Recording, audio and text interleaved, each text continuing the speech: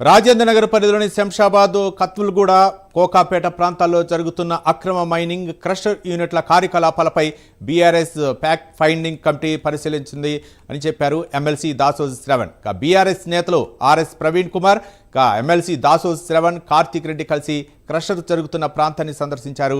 అక్కడ పరిస్థితులు చూస్తుంటే మరో కేజీఎఫ్ను తలపిస్తున్నాయని అన్నారు దాసోజు శ్రవణ్. కొండలను బద్దలు కొట్టి ప్రకృతి వనంలో ఇష్టారాజ్యంగా దోసుకుంటున్నారని తీవ్రంగా విమర్శించారు. క్రషర్ యూనిట్లకు మైనింగ్ లీజు, క్వారీ పర్మిట్, గ్రామ పంచాయతీ ఎన్ఓసి, పర్యావరణ అనుమతులు వంటి అనేక అనుమతులు తప్పనిసరి అయినప్పటికీ ఈ ప్రాంతంలో నడుస్తున్న యూనిట్లకు సరైన అనుమతులు లేవని వారు పేర్కొన్నారు. Playing such a blind eye that ఇంత పెద్ద ఎస్టాబ్లిష్మెంట్ వచ్చారు, మీరు కళ్ళు మూసుకొని ఎలా ఉంటున్నారు అని మనం అడగాలి.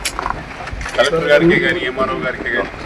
ఎంఆర్ఓ గారు చిన్న గుడిసే గవర్నమెంట్ బాగా మేఘాల మీద రెవెన్యూ ఇన్స్పెక్టర్ వచ్చి అక్కడ ఉన్న టౌన్ ప్లానింగ్ కూడా వచ్చి మన మీ దగ్గర మీకు తెలియకుండా ఉంటుందా? కలెక్టర్ గారికి తెలియకుండా ఉంటుందా? ఇప్పుడు ఉన్నాయి లోపల ఆఫీస్ అందులో ఉన్నాయా? ఇప్పుడు ఇక్కడ ఏమి లేవు.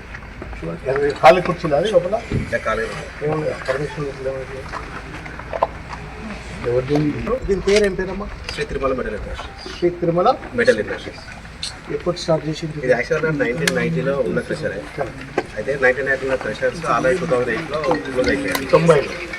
1990లో ఆ డెవలప్మెంట్లో ఎక్స్కవేషన్ జరుగుతుంది. ఆ ఎక్స్కవేషన్ హెచ్ఎండి వాళ్ళు ఏంటంటే ఒక ప్లేస్ అని చెప్పేసి ఇక్కడ ఒక సర్వే నెంబర్ అలాట్ చేశారు.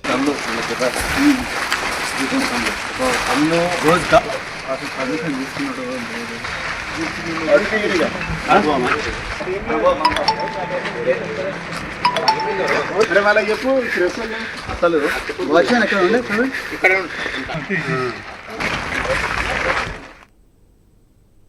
కలెక్టర్ గారికి కానీ మున్సిపల్ కమిషనర్ గారికి కానీ ఎవరికైనా కూడా నేను అడుగుతున్నా, ఆఖరికి రంగనాథ్ గురు అడుగుతున్నా, is this legal are illegal?